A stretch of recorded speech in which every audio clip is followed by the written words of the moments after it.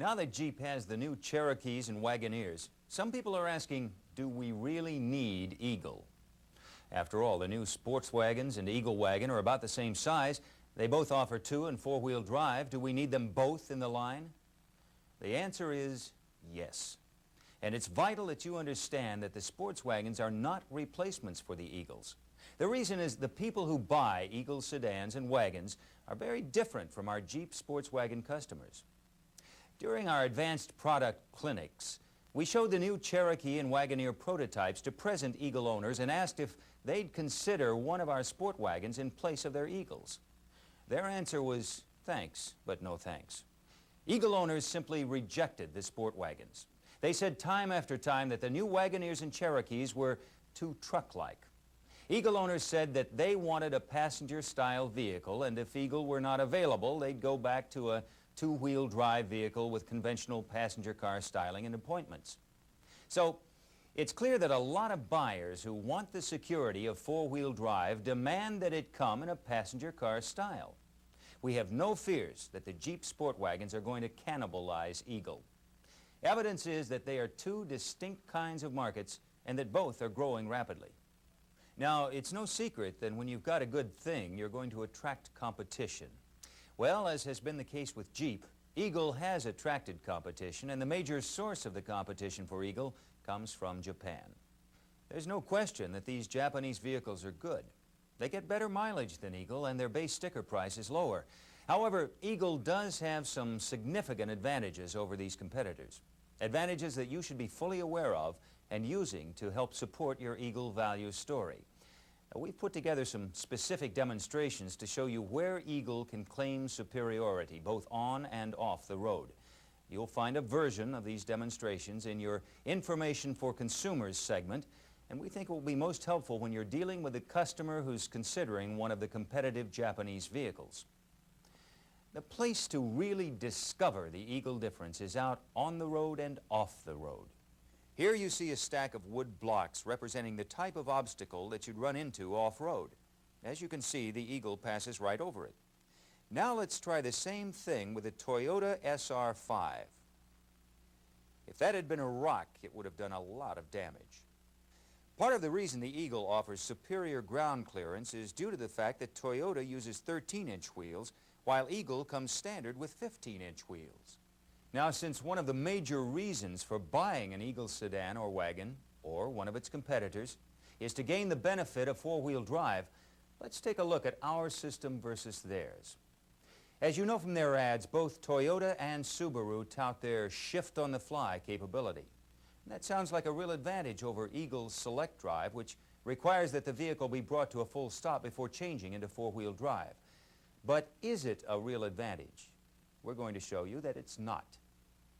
The basic difference between our Selec-Drive and the competitive systems is that they use a mechanical lockup system, not unlike our command track, to put the vehicle into 4-wheel drive. The Eagle Selec-Drive, on the other hand, uses a differential and viscous coupling system much like the Selec-Track on Jeep sport wagons. The only difference is that Eagle's system has no low-range features since the Eagle is not primarily designed for rugged off-road use. If you've seen this segment on this disc explaining the difference between Command Track and Selec-Track, this demo will be a little redundant, but it's worth watching because it's going to be in your Information for Consumers segment. Here we have a demonstration designed to simulate the kind of situation you might run into during the winter. Let's say the vehicle is on a steep hill, or maybe it's accidentally been backed into a ditch. The rear wheels are on a patch of ice or mud, simulated here by these heavily greased 4x8 boards. The front wheels, as you can see, are on the dry pavement. Now, theoretically, one would think that in 4-wheel drive, the front wheels would be able to pull the car off the boards, even though the rear wheels are spinning. Well, let's see what happens. First, the Toyota.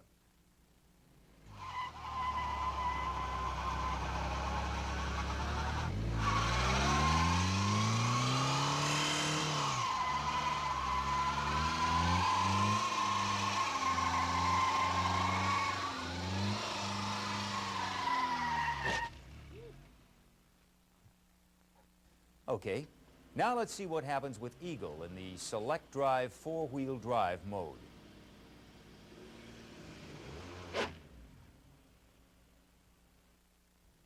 Let's look at that demonstration again. The reason the Toyota has such a hard time pulling off the slippery area is that with their system, the torque is limited to the lowest traction of the front or rear wheels. To put it another way, when the traction on one set of wheels is reduced, as is the case here with the rear wheels, the other set of wheels, in this case the front, is limited to the same amount of traction. You might say that in this system, the front wheels, even though they are on dry pavement, are slaves to the rear wheels, which, under this circumstance, can muster very little traction. With Eagle's Selec-Drive, this is not the case. If the system senses that the rear wheels are slipping and have little or no traction, it automatically shifts the pulling power to the front wheels, giving them the power to pull the car forward. Here's another example of Selec-Drive superiority. Subaru and Toyota tell you that their system is for off-road use only, and no wonder. Look what happens when you make a simple turn on dry pavement with the four-wheel drive engaged. That sound you hear is called wheel hop or tire scrub, and it's caused by the fact that the wheels on the vehicle have locked up. This causes premature driveline and tire wear.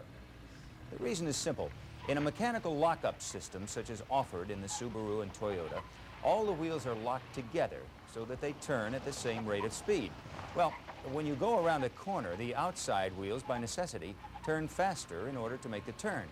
When they are rigidly fixed, as they are in these competitive systems, the wheels are constantly trying to adjust to one another, and the result is wheel lockup and tire scrub. To demonstrate the effect of lockup, the driver will push in the clutch at the sound of the horn. Notice that the car comes to a stop almost immediately. Now, imagine what would happen if you were to continue to drive with their system engaged. There's simply no way the car could take this kind of abuse for very long. As a result, the driver has to be on the alert not to leave the four-wheel drive engaged on dry pavement. Not so with Selec-Drive. The wheels roll independently, and that's why you can drive the Eagle on the highway in either two-wheel or four-wheel drive without concern. In fact, the beauty of the Selec-Drive system is that you can set it in four-wheel drive during wet or snowy weather and simply forget about it.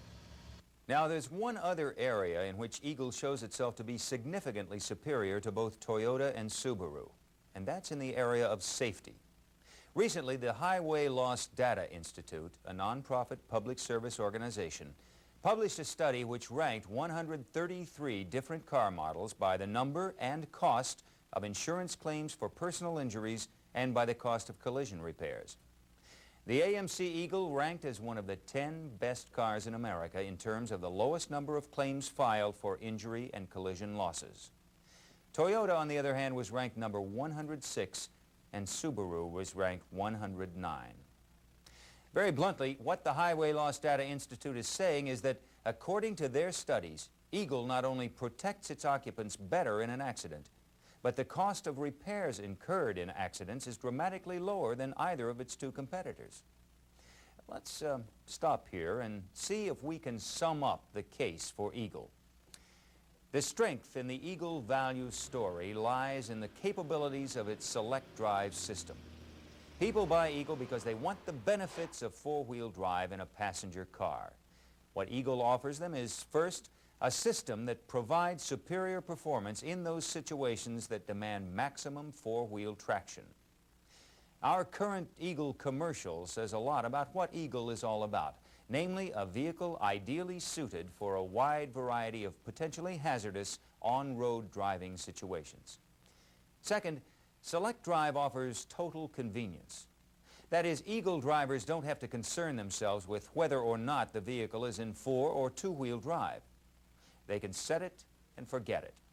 Third, as shown by the Highway Loss Data Institute, Eagle offers its occupants more protection in the event of a collision, and at the same time has a much better collision loss record than either competitor.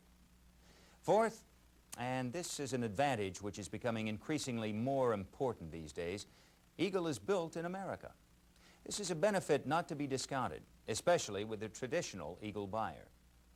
Now, if you need additional sales points, talk about the full coverage of the 12-month, 12,000-mile warranty, plus the 2-year or 24,000-mile powertrain protection limited warranty that protects against the cost to repair or replace major drivetrain components.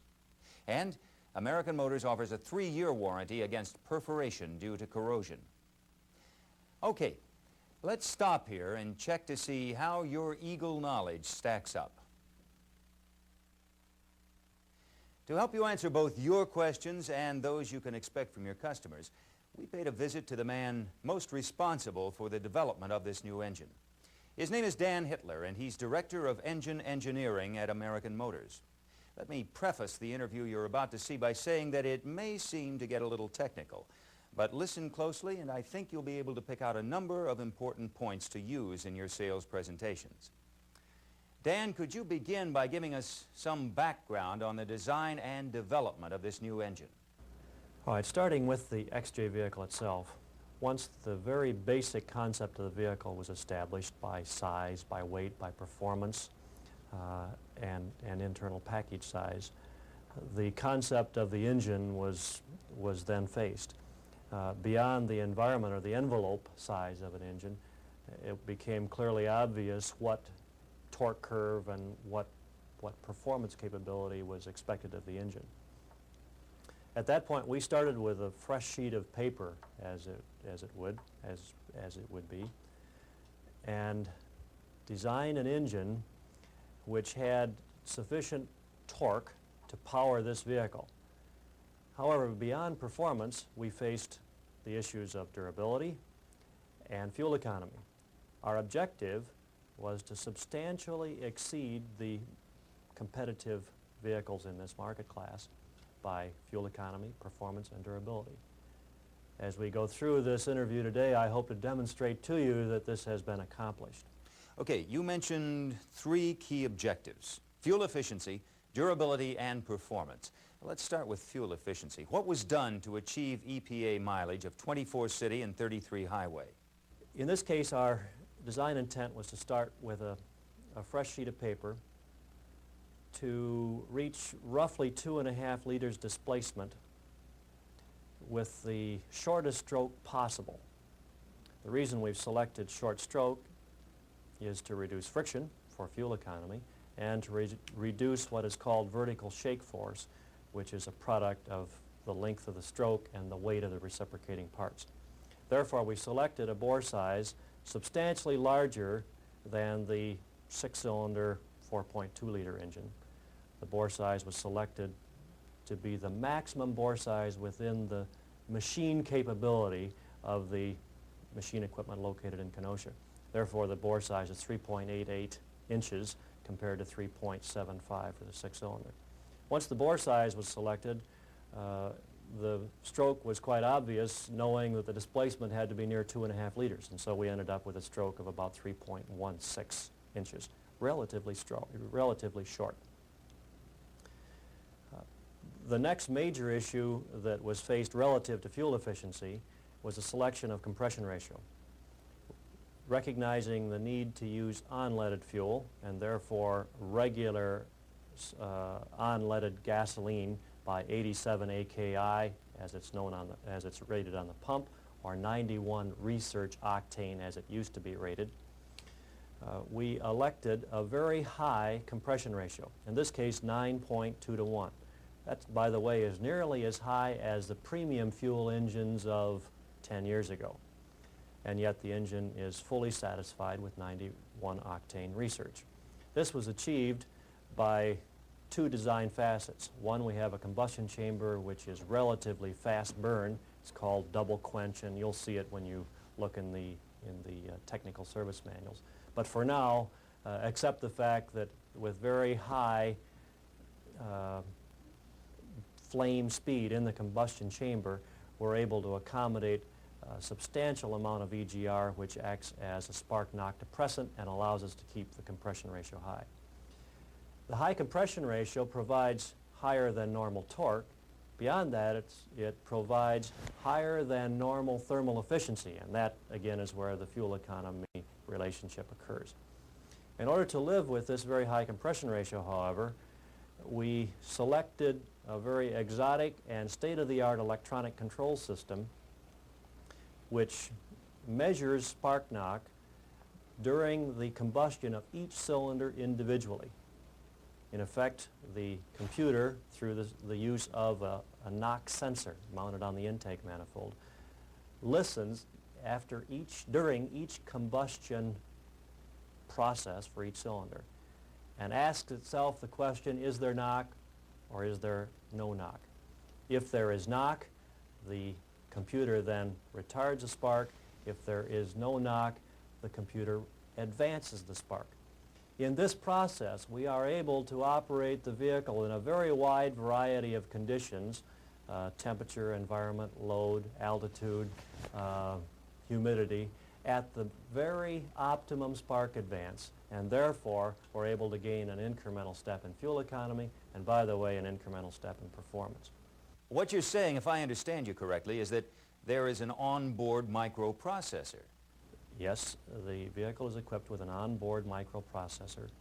This microprocessor serves several functions. I've discussed briefly the function of knock control, which is a means of modifying the ignition control calibration, the vacuum and centrifugal advance as normally contained in the distributor.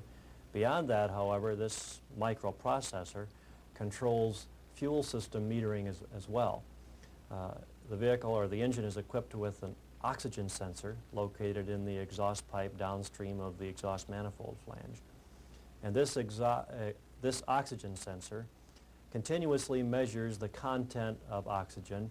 The computer interprets that message and adjusts the metering level of the carburetor so that under most of the operating modes short of full throttle, the metering is arranged to be exactly stoichiometric, as we call it. Stoichiometric means the exact proportion of air and fuel to provide perfect combustion.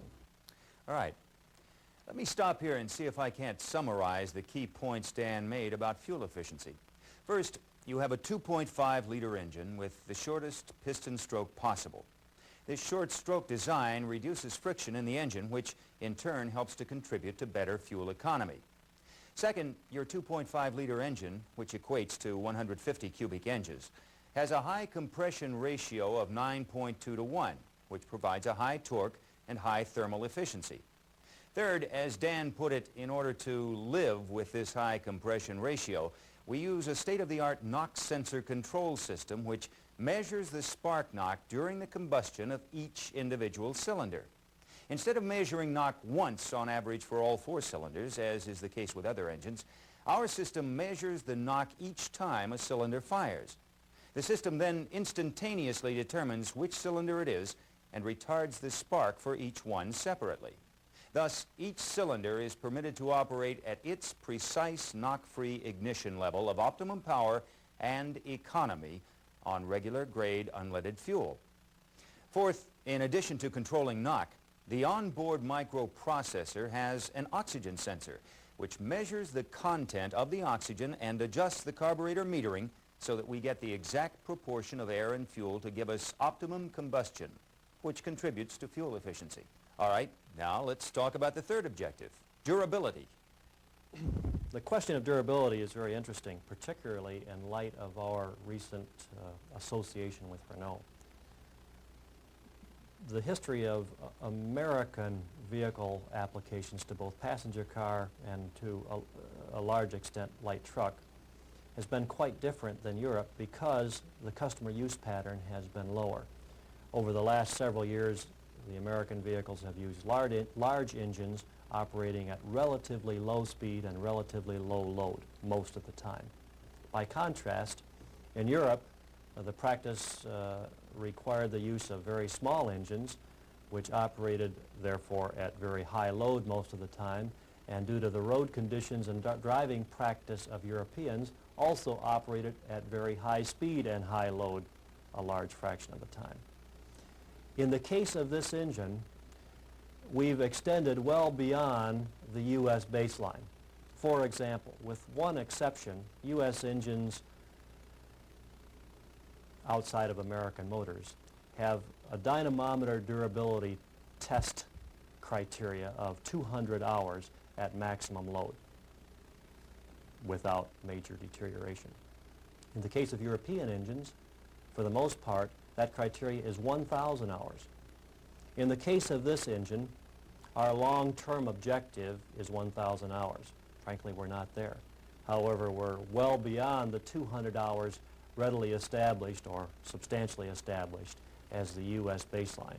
We're now in the range of 400 to 500 hours, and very shortly we will exceed that target. So the point that I'd like to present is that the engine is more than 2 times durable compared to the rest of the U.S. industry practice. I think the key point to take from Dan's durability comments is this. Typically, American-built engines, outside of those built by American Motors, have a dynamometer durability test criteria of 200 hours at maximum load without major deterioration. In the case of this engine, we're in the range of 400 to 500 hours, and will shortly exceed that. The point to make to your customers is we believe that we are considerably more durable than the rest of the U.S. industry. Last question, Dan.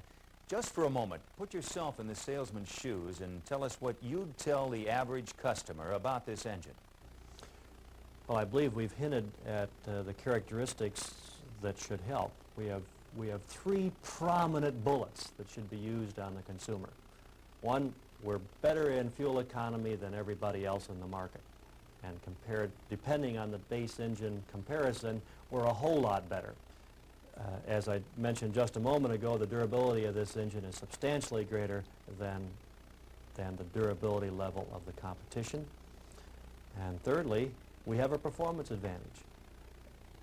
It's very important to have the dealer, the salesman, and the customer drive the car. If he has any doubts, he will walk away after a drive with a very handsome appreciation for the performance, the balanced performance of this engine in this vehicle.